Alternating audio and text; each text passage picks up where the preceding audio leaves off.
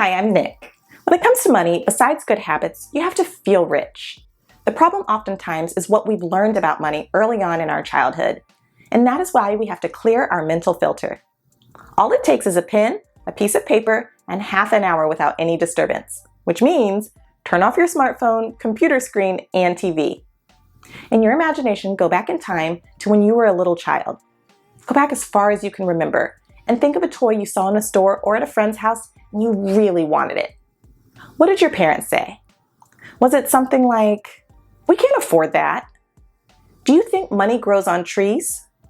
We are not the Rockefellers. Or, if you are really good, maybe Santa will give it to you.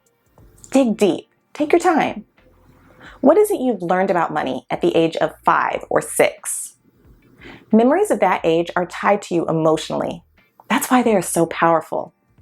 Write them down without hesitation. Don't judge, don't overthink, just jot them down on your writing pad. What did you learn about money?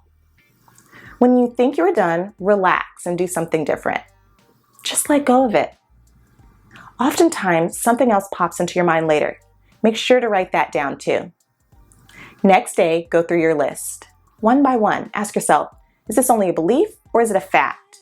And why would that apply to me? You see, money is only a concept, but in our society, we are being told that it is some kind of a god, something you need to be worthy of, something which is hard to get, and that there is never enough. Those are the thoughts that hold us back when it comes to money. Then, take a big felt marker and cross out what doesn't make sense anymore. Say out loud, "Does not apply to me anymore." Start with 1 or 2 beliefs and cross out others when the time is right. There also is another technique, and that is to make other people feel rich. Here's how it works. Pick a person who is considerably worse off than you are. Let's say a homeless person begging for money at the street corner. Have a bill ready to go in your coat pocket, which is far bigger than what you would normally consider giving.